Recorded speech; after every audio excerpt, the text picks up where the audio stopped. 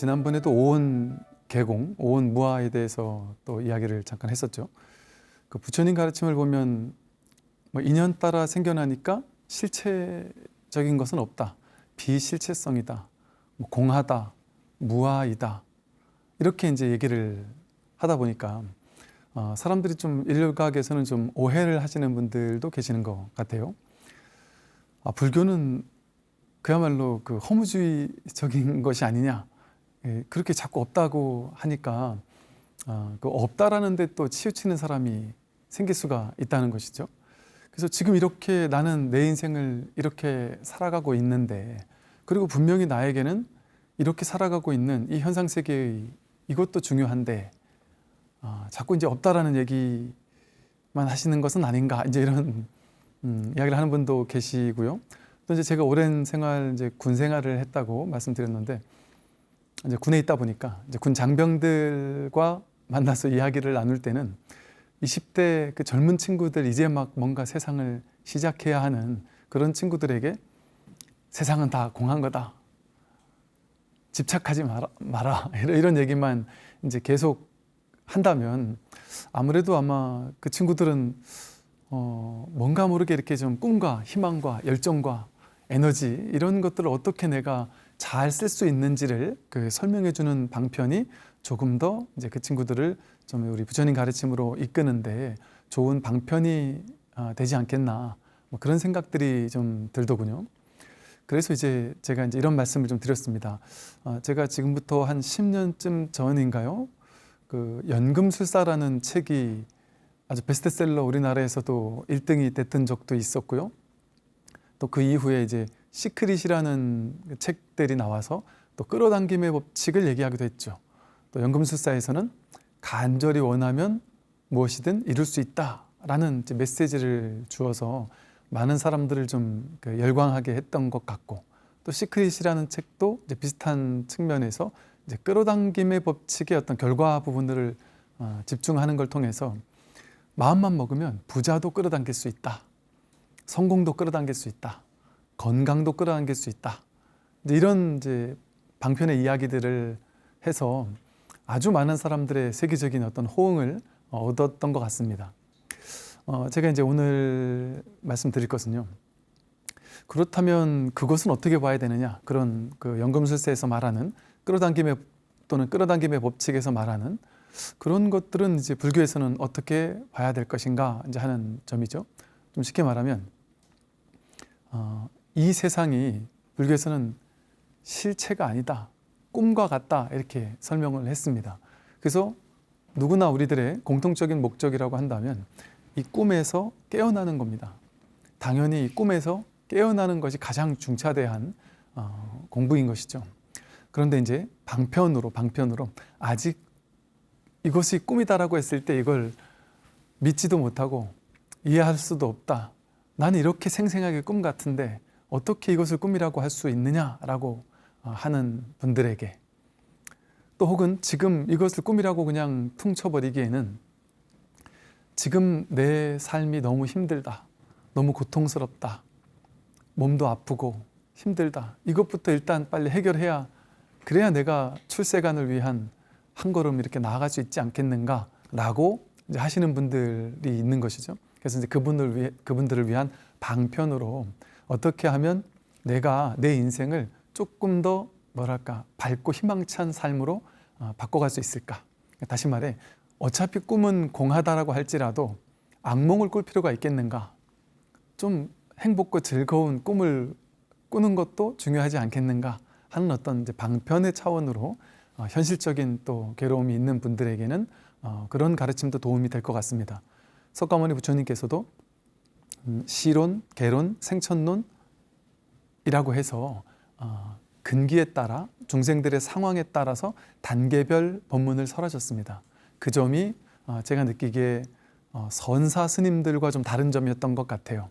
선사 스님들은 스님들을 대상으로, 또 많은 이제 좀 근기가 있는 불자들을 대상으로 꿈에서 깨어나는 것을 고구정령이 지속적으로 설하셨다면, 우리가 석가모니 부처님을 참 귀하게 느끼면서 우리가 이렇게 존경하고 존중하고 믿고 하는 이유는 석가모니 부처님은 그렇게 특정 어떤 계층을 위해서만 설하한 것이 아니고 특별하게 근기가 높은 사람들을 위해서만 법을 설하신 것이 아니라 지금 당장 먹고 살기 힘드신 분들, 경제적으로 어려운 분들, 또는 왕들에게는 어떻게 나라를 다스리는지, 또 경제 장자들에게는 어떻게 하면 회사를 잘 경영할 수 있는지, 아내에게는 남편에게 어떻게 하는지, 남편에게는 아내에게 어떻게 하면 좋겠는지, 이런 다양한 그 상황에 따라서 근기에 맞는 설법을 하심으로써 처음에는 좀 실론, 계론, 생천론이라고 해서 아주 보시와 어떤 윤리 도덕적인 삶,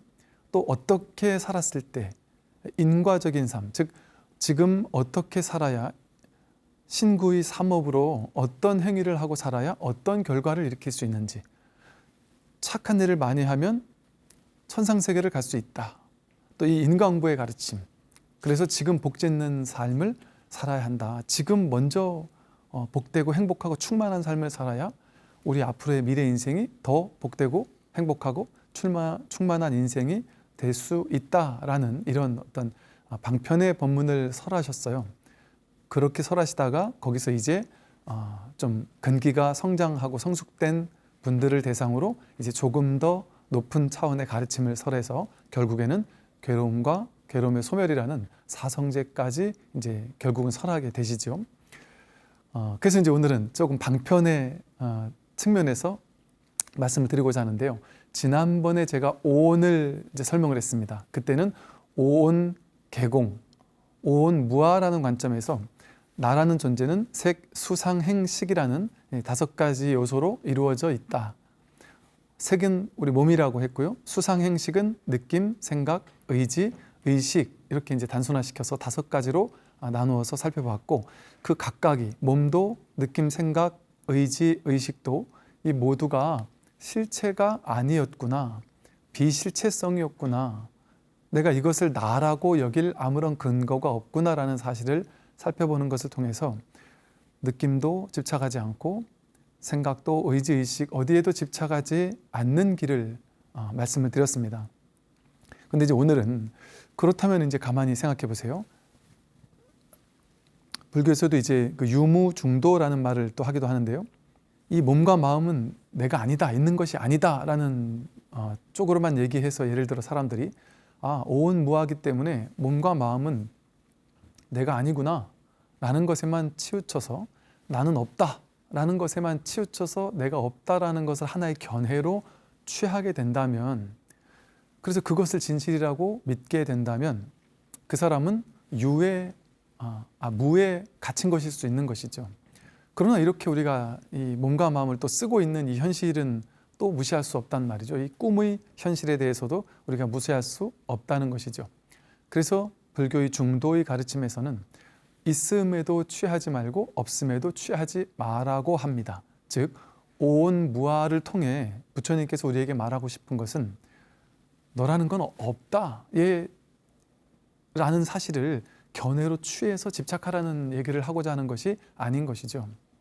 불교는 무유정법이라고 해서 이것을 주장하는 게 아닙니다. 그 당시 아트만이라는 어떤 고정된 실체적인 자아에 너무 많은 사람들이 집착하고 취착해 있다 보니까 그것을 깨기 위해서 부처님께서는 무아라는 방편을 조금 더 강조했던 측면이 있는 것이죠. 그럼 불교는 무엇이냐 하면 불교는 무아다라고 결론 내려서 얘기할 수 있느냐? 그렇지 않습니다. 불교는 유아라고 결론 내려서 말할 수 있느냐? 그렇지 않습니다. 어느 한쪽에 이것이 불교야라고 집착한다면, 취한다면 그건 불교를 제대로 중도적으로 보는 것이 아니지요. 그래서 공에 치우치는 사람에게는 이제 있음을 얘기합니다. 그래서 유식이라고 해서 오로지 식은 있지 않느냐 이렇게 설명하는 또 불교가 있고요. 또 공성을 이렇게 설명하는 그런 또 가르침도 일부 있죠. 또 초기 경전에서는 이렇게 무아를 주장했지만 선불교에서는 또 참나, 진나 내지는 그 본래 면목, 주인공, 불성이라고 또 설명을 하기도 합니다. 이런 것을 듣고 불교는 참 이상하다.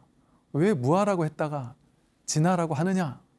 그럼 도대체 뭐가 결론이냐? 이렇게 묻는다면 그것은 아직 중도에 대한 안목이 좀 없구나 이렇게 생각할 수 있을 겁니다. 불교에는 어떤 취할 만한 견해가 없습니다. 세간은 이 견해나 저 견해 중에 하나를 취해서 나는 이쪽이야, 나는 저쪽이야를 선택하잖아요. 그런데 그것은 전부 취사 선택입니다. 세간에서 일어나는 일들이죠. 이 공부는 출세간의 공부이기 때문에 어느 한쪽에 취하지 않는다.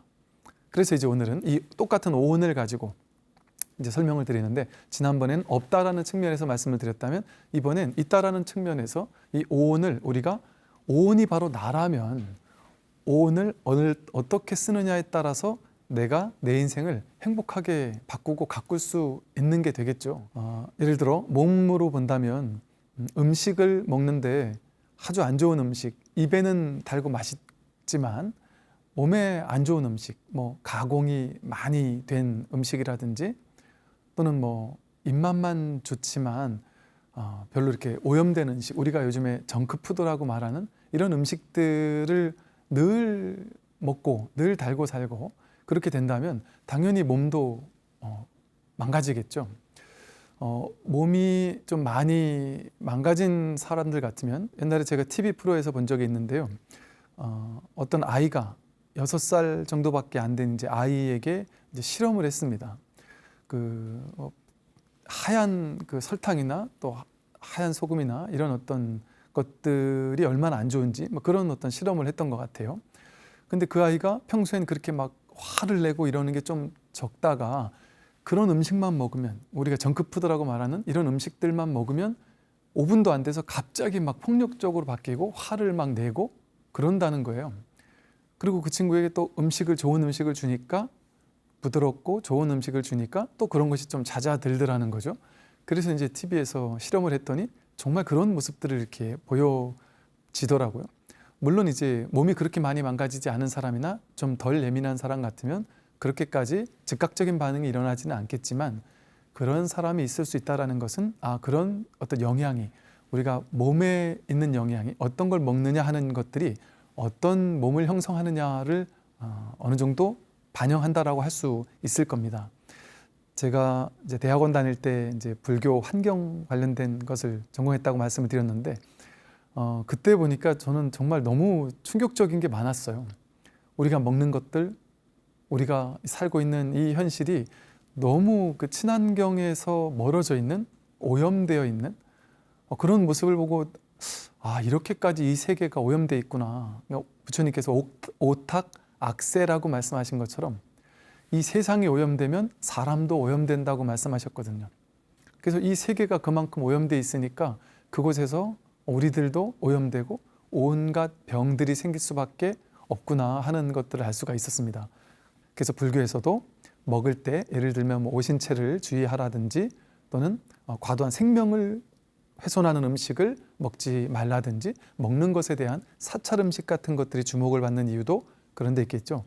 먹는 것이 내 정신에 그만큼 영향을 미칠 수 있다. 실제 석가모니 부처님 당시에 많은 스님의 어떤 한 군의 스님들의 모임에서 어느 한 곳에서 어느 한 동산에 가서 수행을 하던 스님들이 계셨습니다. 그런데 그 스님들을 뒷바라지하던 노보살님이 계셨는데, 그 보살님은 공부가 꽤 많이 되셔서 부처님의 말씀을 상당히 많이 증득한 그런 보살님이셨어요.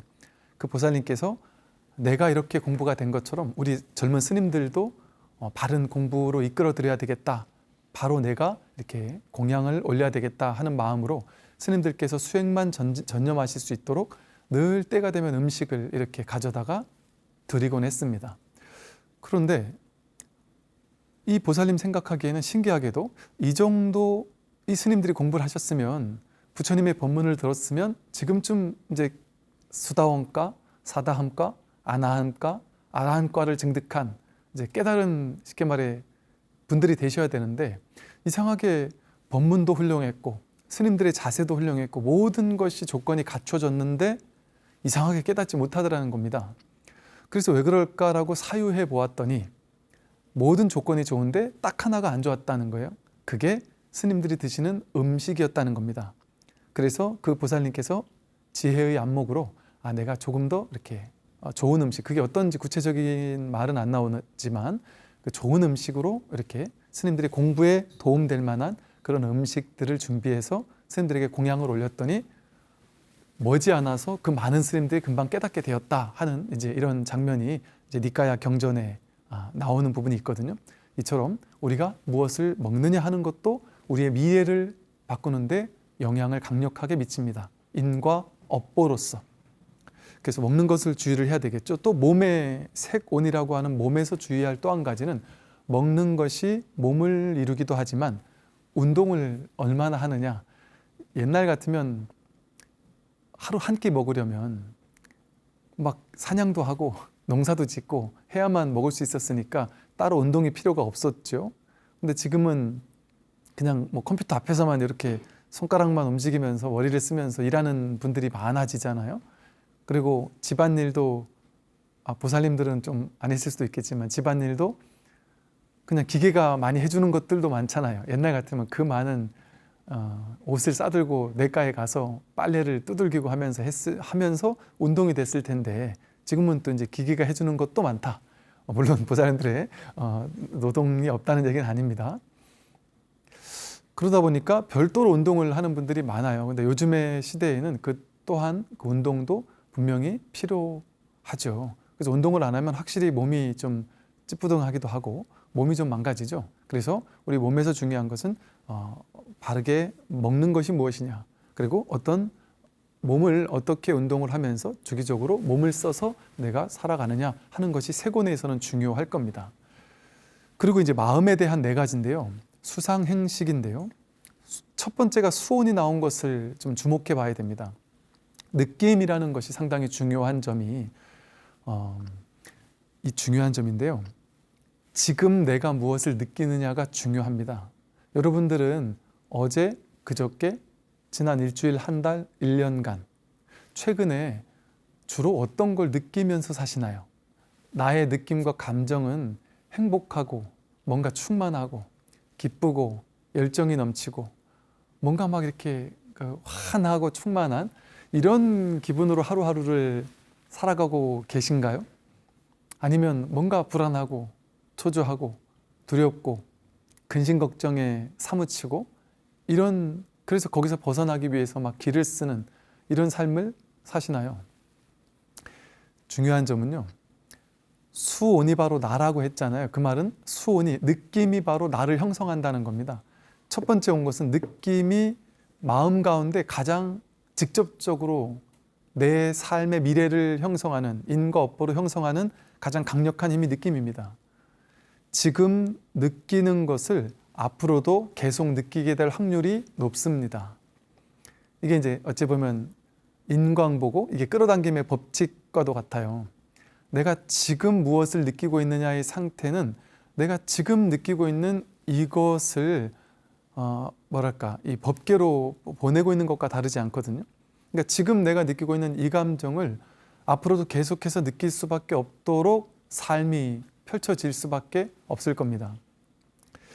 그러면 이제 이렇게 얘기를 하고, 그래서 지금 제일 중요한 것이 지금 매 순간 하루하루를 내가 어떤 기분으로 사느냐, 어떤 느낌으로 사느냐 하는 게 내 미래가 어떤 미래가 펼쳐질지를 좌우합니다.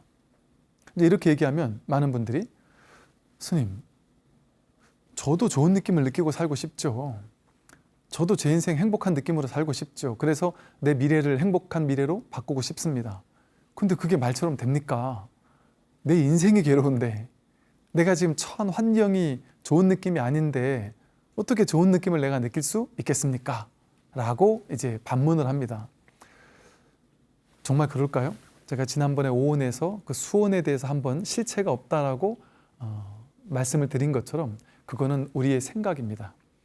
내 생각에서는 좋은 느낌이 일어날 때 나는 좋은 느낌을 느끼고 싫은 느낌이 일어나면 나는 싫은 느낌을 느끼지요 라고 생각하지만 그렇지 않습니다. 좋은 느낌을 느낄지 싫은 느낌을 느낄지는 사실은 내가 결정합니다. 나에게 달린 일이지 외부 상황에 달려있는 일이 아닙니다. 지난번 비유 드린 것처럼 아주 뜨겁고 더운 땀이 많이 나는 상황이 무조건 괴로운 느낌일 수는 없잖아요. 사우나에서는 더 뜨거운 상황에서도 시원하다라고 하는 것처럼 모든 상황은 있는 그대로입니다. 중립입니다. 거기에 신기하죠? 우리는 느낌은 정해진 것 같은데 전혀 정해져 있지 않습니다. 그래서 느낌과 생각이 우리 마음을 규정하는 분별심과 어떤 의도, 의지를 규정하는 두 가지 기본 데이터베이스라고 말씀드렸어요. 생각이 달라지면 거기에 따른 느낌도 달라집니다. 거기에 대한 인식이 달라지면 거기에 대한 느낌도 다르게 느낍니다. 난 이 사람을 되게 첫인상이나 몇 가지 하는 행동을 보고 너무 기분 나쁘고 싫고 이 사람만 보면 아주 가까이 가기 싫었어요. 그래서 이 사람을 딱 보자마자 싫은 느낌이 들었습니다. 그런데 나중에 이 사람을 좀 더 두고 보고 친해지다 보니까 이 사람이 그건 좀 독특한 자기 개성이었을 뿐이고 이 사람의 내면이 너무 따뜻하고 너무 좋은 사람이었다는 걸 알게 됐다면 이 사람을 보고 그 느낌이 또 달라지겠죠. 좋은 느낌으로 바뀔 수 있을 겁니다. 인식이 달라지고 경험이 달라지면 당연히 그 느낌도 달라집니다. 생각도 마찬가지예요. 내가 불교를 만약에 싫어했다, 옛날에 다른 종교를 다니면서 불교를 싫어했었다. 그러면 불교 이러면 좀 싫은 느낌이 들었을 수 있을 겁니다. 그런데 불교로 바뀌면서 스님들 법문을 들어보니까 내가 생각했던 그것만이 불교의 전부가 아니구나 라고 느끼고 그래서 불교를 좋아지게 됐다면 그 생각이 바뀌었는데 견해, 종교적인 어떤 견해가 바뀌었기만 했는데 내 느낌도 함께 달라집니다. 즉 이 생각과 느낌은 함께 이렇게 움직이면서 동일한 상황에서 좋게 느낄지 나쁘게 느낄지를 결정하게 만든다는 것이죠. 즉 어떤 걸 느낄지는 자기에게 달린 일입니다. 그 상황이 절대적인 괴로움일 수 없습니다. 돈이 없어서 지금 나이가 30, 40, 50 가까이 됐는데 모아놓은 돈이 없어서 저는 괴롭습니다. 이건 누가 봐도 괴로운 상황입니다 라고 하겠지만 제가 아는 어떤 친구는요, 꽤 많은, 정말 너무 많은 빚을 안고 있는데도 불구하고 사실은 몇십억 빚이 있었다더라고요. 근데 지금 많이 갚아가지고 이제 10억 이내로 떨어졌다고 그런 분이 있었어요. 그래서 그분은 너무 다행이다라고, 야, 내가 이제 한 40 가까이 됐는데 10억 이내로 떨어졌으니까, 많이 갚았으니까 이제 조금만 더 하면 내가 다 갚을 수 있겠다라고 생각하는 분도 계시고요. 또 어떤 분은 몇 천만 원 빚 때문에 너무나도 괴로워하면서 가난하다고 느끼는 사람이 있는가 하면 한 1억 정도 빚이 있는데 야, 이 정도는 막 큰 빚도 아니다. 내가 좀만 열심히 하면 갚을 수 있다라는 아주 그 설레는 마음으로 사는 분도 계시다는 거죠. 똑같은 연봉을 받지만 누구는 참 기쁜 느낌, 충만한 느낌, 풍요로운 느낌을 가지고 그 월급을 받아들이고 또 어떤 사람은 나는 박봉이다라는 느낌으로 월급을 받아들여요. 참 신기한 점이요. 공무원이나 군인이나 이렇게 보면 비슷하게 같은 직급에 있으면 비슷한 월급을 받잖아요. 근데 저는 그런 분들과 이야기 나누면서 정말 놀라웠던 점이 똑같은 월급을 받으시는데 한 분은 박봉이라고, 누가 알듯이 우리 박봉 아닙니까? 이렇게 얘기하는 분을 봤고요. 또 한 분은 야, 정말 공무원 세상에 최고인 것 같습니다. 군인 세상에 최고인 것 같습니다. 어떻게 이렇게 월급을 따박따박 이렇게 많은 월급을 받을 수가 있을까요? 너무 행복합니다. 그러는 분도 봤거든요. 그러면 그 월급은 박봉인가요? 그래서 가난하다, 결핍돼 있다, 나는 없다라는 게 진짜일까요? 아니면 풍요롭다라는 느낌이 진짜일까요? 우리가 느끼는 풍요로운 느낌과 결핍되어진 느낌은 실제 그 상황이 그 느낌에 정해져 있는 것이 아니라 내가 그렇게 느끼는 것일 뿐이죠. 즉 제가 수온이 내 미래를 만든다 그랬습니다. 무엇을 지금 느끼고 사느냐가 내 미래에 무엇을 더욱더 느낄지를 결정한다고 했습니다. 그러면 지금 주어져 있는 느낌을 부정적으로 느끼는 것이 아니라 있는 그대로의 진실에 가까이 다가가면 이곳에서 완전함을, 풍요로움을 느낄 수 있게 됩니다. 진실을 맞이할 수 있게 된다. 조금 이제 유의 조작을 한다면 나쁘게 느끼기보다는 좋게 느끼는 쪽으로 조금 연습한다면 그것도 좋은 방편의 공부가 될 수 있겠죠. 그런데 근원으로 들어가면 억지로 애써서 좋게 느끼라는 얘기가 아닙니다. 본래의 삶의 진실은 좋은 것도 아니고 나쁜 것도 아니거든요. 내가 내 생각으로 이렇게 돼야 돼, 저렇게 돼야 돼, 이렇게 하면 좋은 거고 저렇게 하면 싫은 거야 라고 그 느낌을 생각과 함께 둘이 함께 노력을 해서 만들어내고 조작해내거든요. 내 내면에서. 그것만 하지 않는다면 세상은 있는 이대로입니다. 중립적인 지금 있는 이대로의 진실이 삶에 언제나 드러나 있습니다. 있는 이대로의 진실에 내맡기고 살게 되면요, 삶에는 문제가 있는 그대로 문제가 사라집니다. 즉 다시 말해서 놀라운 행복이 어떻게 만들어지는 것이냐, 없던 행복을 내가 열심히 노력해서 놀라운 행복으로 바꾸는 게 행복을 얻는 방법이 아닙니다. 진정한 행복은요, 본래 갖추어져 있습니다. 진정한 행복은 불행하지 않으면 그것이 행복이에요. 행복을 따로 찾을 것은 없습니다. 내가 생각으로 이렇게 돼야지만 돼라고 생각했다가 그 생각이 내려놔지는 순간 아무 일이 없어지는 거예요. 아무 문제가 사라집니다. 문제가 사라지는 것이 괴로움의 소멸입니다. 문제가 사라질 뿐이지, 그러니까 아무 일이 없을 뿐이에요. 그동안은 내가 많은 문제, 스트레스, 괴로움을 안고 살다가 그 괴로움이 문득 사라질 뿐이지 또 다른 괴로움이, 또 다른 행복이 만들어지는 게 아닙니다. 그러니까 우리 큰 스님들, 우리가 큰 스님들이나 공부를 많이 한 분들을 볼 때 어떻습니까? 그분들을 여여하다라고 표현하거든요. 여여하다. 한결같고 한결같다 그 소리예요. 무사인이다. 일 없는 사람이다라고 표현해요. 우리가 그 깨달은 도인들을 막 승승장구하는 분이다. 뭐든지 맘만 먹으면 다 할 줄 아는 분이다. 무엇이든 다 이룰 수 있고 막 만들어낼 수 있는 분이다. 이렇게 묘사하지 않죠. 아무 일 없는 사람일 뿐입니다. 그게 열반입니다.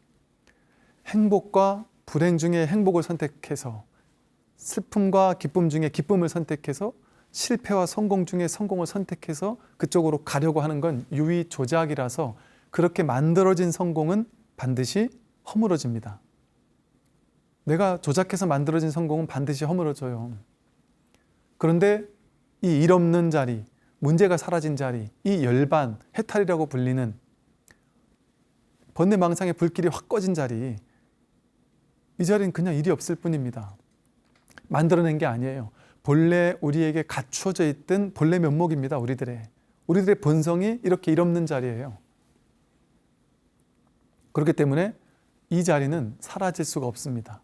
내가 만들어낸 게 아니기 때문에 불생불멸하는 자리예요. 불생불멸법이라고 합니다. 제가 이렇게 방편 얘기 한 달에다가도 자꾸 이렇게 하다 보면 또 이렇게 또 이 본질의 이야기를 하게 되네요. 그래서요, 아까 말씀드린 것처럼 우리가 이 느낌을 가지고 우리 인생을 아주 행복하고 조화롭게 아주 아름답게 만들 수 있는 아주 작은 실천이 있습니다. 어떤 실천을 하면 좋을까요? 제 인생에 언제나 봄, 여름, 가을, 겨울은 있었잖아요. 언제나 제가 눈을 뜨면 꽃이 있었고 나무가 있었고 하늘에는 구름이 있었고 태양이 있었습니다. 산에는 그 우거진 숲이 언제나 있었습니다. 근데 제가 전에 말씀드린 것처럼 20대 어느 날 도량을 이렇게 걷고 있다가 제비꽃 한 송이를 전혀 다른 기존에 보던 것과 어떤 다른 방식으로 좀 만났다고 할까요? 그 일이 있은 뒤로 그 전후가 아주 놀랍게 달라졌는데, 달라진 것이 어떻게 드러났느냐 하면, 봄은 봄대로 너무나도 눈부신 아름다움에 제가 뭐랄까, 이렇게 말은 어떻게 설명할 수가 없는데, 이 봄의 아름다움이 이렇게 눈부시게 아름다울 수 있구나라는 사실에 너무나도 막 전율이 일어난달까요? 너무 아름다웠습니다. 근데 이 제 안에서 이 충만감, 이 그냥 봄이라는 있는 그대로의 누구나 볼 수 있는 이 현실을 제가 전혀 다르게 느끼고 보기 시작했는데, 제 안에 그 알 수 없는 그 충만함이랄까요? 그 아름다움, 그 조화로움, 그 경건함, 뭐라고 표현할 수 없는 그 평화로운 고요함, 깊은 고요함. 꽃 한 송이를 바라보면서 이렇게 고요할 수 있구나. 너무나도 마음이 고요하고 행복했습니다. 행복이란 말로 표현할 수 없어요. 그런데 다른 사람들을 이렇게 보니까 그 누구도 이 있는 그대로의 자연에, 풀 한 포기, 나무 한 그루에 봄이 피어내고 있는 이 아름다움을 누구도 주목하지 않더란 말이죠. 다들 일 속에 사로잡혀서, 생각 속에 사로잡혀서, 하루 일과 속에 사로잡혀서 이것 때문에 괴롭고 저것 때문에 괴롭고 이 일 없는 자리를 돌보지 않더라는 것이죠. 저는 그 첫 해 봄에 봄이라는 것이 이렇게 눈부실 수 있구나라는 것이 너무 감동적이었거든요. 그런데 이제 여름으로 넘어가는데 이 봄의 아름다움이 하루하루가 다르게 숲이 우거지더라고요. 그러니까 봄 나무에 연한 초록색 순이 돋아나다가 그것이 점차 커지면서 점차 색깔이 진해져가는 그 전 과정을 지켜본 적 있으십니까? 나무 한 그루가 우거져 가는 데까지의 그 진한 초록을 띌 때까지의 그 전 과정을 눈으로 담으면서, 가슴으로 담으면서 거기에 감동해 보셨을까요? 그때 그 여름, 그때 제가 한번 지리산을 간 적이 있었어요. 지리산의 산 중턱에 이렇게 녹차 밭들이 쫙 펼쳐져 있었습니다. 거기서 제가 이제 녹차도 좀 따보기도 하고 그랬는데 그 녹차밭에서 아침에 일어났을 때 전날 이렇게 비가 와서 그런지 너무나 쨍하는 아름다움에 막 쨍하는 그 햇볕을 받아서 반짝이는 녹찻잎을 보면서 그 산 전체를 조망하면서 이렇게 멍하니 앉아 있는데 그 지리산의 아름다움이 말로 표현할 수 없습니다. 말로 표현하면 너무 하찮게 바뀌거든요. 그냥 주어져 있는, 우리 모두에게 그냥 주어져 있는, 100% 주어져 있는 선물이거든요. 근데 그 선물을 저는 전혀 그 전까지는 받지를 못했었습니다. 그 작은 감동이 이렇게 큰 감동이라는 사실, 이렇게 큰 기쁨이라는 사실을 전혀 눈치채지 못하고 살았죠. 가을에 놀라운 봄, 여름의 아름다움을 보다가요, 그 해 가을을 만났는데 저는 난생 처음 만난 것 같았어요. 가을이 이렇게 아름다울 수 있단 말인가에 놀랐습니다. 가을이 단풍이 막 떨어질 때 신기하게요, 봄꽃이 만발하는 순간에 봄비가 와서 제 마음을 아프게 하더라고요. 봄비가 와서 봄꽃을 막 후두둑 떨어지게 하니까, 꽃비가 내리게 하니까. 그런데 가을도 그렇더라고요. 가을의 절정에서 단풍이 막 확 우거지는 순간에 꼭 가을비가 내리는 거예요. 이 녀석들이 말이지. 가을비가 내릴 때 그 단풍이 탁 떨어지는 장면들이요. 이게 또 첫 해에는 그게 그렇게 아쉽더니만 그 다음부터는 이게 너무나도 아름다운 예술입니다. 왜 그런지 아십니까? 가을의 단풍이 너무 아름다워서 이 이상의 아름다움이 있을 수 있을까 아쉬웠단 말이죠. 그런데 더 놀라웠던 점은 봄, 여름, 가을이 안고 있는 그 아름다움에 비할 수 없을 만큼의 더 놀라운 텅 빔의 아름다움이 겨울의 숲이 가져다주는 감동이더라고요. 이 파란 하늘을 배경으로 이 시린 옷깃을 막 여미면서 그 숲길을, 산길을 걸을 때 그 설악산, 또 태백산, 지리산을 그 눈길을 밟으면서 걸을 때 그 놀라운 아름다움은, 그 단순한 아름다움은 또 말로 할 수 없습니다. 제가 이제 이런 말씀을 드렸는데요. 즉 다시 말해 느낌을 설명하다가 이 말씀을 드렸습니다. 어떻게 해야 이 느낌을 기쁘고 풍요롭고 충만하고 이 여여하고 이 감동적인 삶으로, 우리의 인생을 감동적인 삶으로 바꿀 수 있을까요? 맨날 주변 상황만 탓하면서 내 상황이 감동적이지 않은데 어떻게 내가 감동하고 삽니까? 주변 상황이 기쁨을, 즐거움을, 행복감을 느낄 수 있는 상황이 아닌데 어떻게 내가 행복감을 느끼며 살 수 있습니까? 이렇게만 말할 필요가 없다는 것이죠. 사실은 그 행복의 가능성, 좋은 느낌을 느낄 수 있는 주변 여건은 완전히 갖추어져 있습니다. 내가 생각으로 좋다 나쁘다라는 분별에 취해서, 시비 분별심에 취착해서 좋은 건 더 가져야 된다라는 생각의 망상에 빠져서 살고, 싫은 건 버려야 한다라는 이 생각이 만들어낸 거대한 망상심이 내 인생의 전부인 것처럼 나를 사로잡고 있었기 때문에 내 인생이 그동안 괴로웠었던 것뿐입니다. 한 생각 돌이켜서 지금 여기에 무엇이 있는지를 바라본다면, 맨눈으로, 맨느낌으로 바라본다면, 좋다거나 싫다라고 생각하고 해석하기 이전의 맨느낌, 있는 그대로를 있는 그대로 마주한다는 거죠. 삶과의 눈부신 접촉입니다. 분별을 가지고 해석을 가지고 색안경을 끼고 그것을 바라보는 것이 아니라 난생 처음 보는 것처럼, 봄을 마주하고 난생 처음 눈을 뜨고 아침에 일어나는 것처럼 창밖에서 비춰오는 따스한 햇살을 맞아 보는 겁니다. 시한부 인생을 살게 된 어떤 거사님께서 이제 몇 개월 안 있으면 죽게 된 것이죠.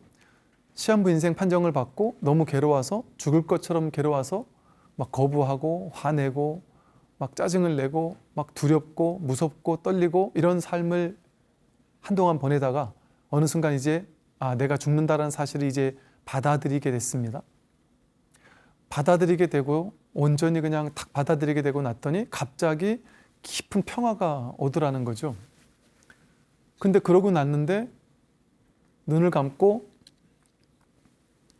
아침을 맞았는데 난생 처음 바라보는 바깥에서, 창밖에서, 병원 창밖에서 내 이불 위로 흩어져 내려오는 이 아침 햇살이 이렇게 아름다울 수 있단 말인가에 눈물을 흘렸다는 말씀을 하셔요. 이렇게 아름다운 세상을 놔두고 내가 가야 하는구나. 왜 나는 지금까지 이 아침 햇살이 이렇게 아름다운 줄 모르고 살았을까? 아이 둘이 옆에서 병원에서 막 뛰놀고 할 때 혼내기만 했는데 저 아이들이 천진난만하게 저렇게 뛰어노는 모습이 이렇게 감동이라는 사실을 왜 내가 모르고 혼만 내고 살았을까?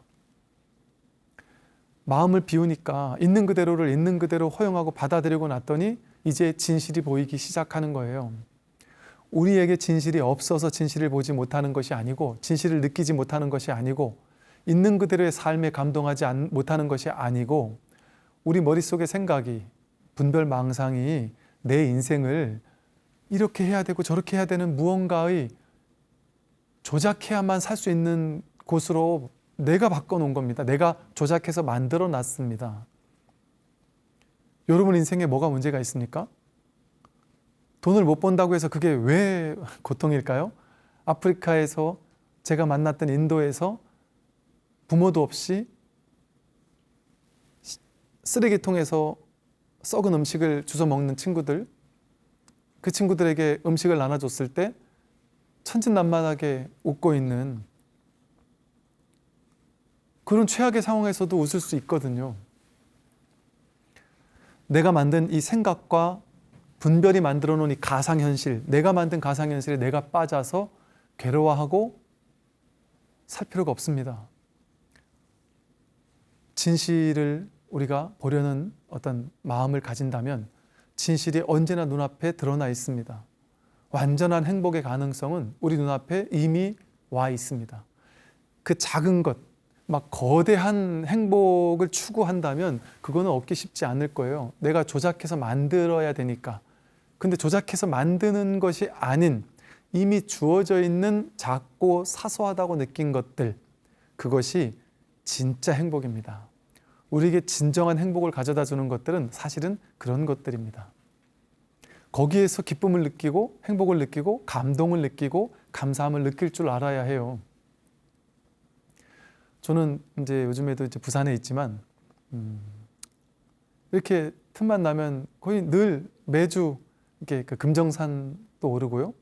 또 이제 때로는 한 번은 산을 가면 또 한 번은 바닷길을 이렇게 걷습니다. 한적한 기장이나 이런 쪽에 바닷길을 이렇게 걷습니다. 이 걷는다라는 것은요, 마음을 이렇게 비우고 걷게 되면요, 우리가 말로 생각으로 할 수 없는 눈부신 있는 그대로의 진실이랄까요? 그 고요함과 마주하게 됩니다.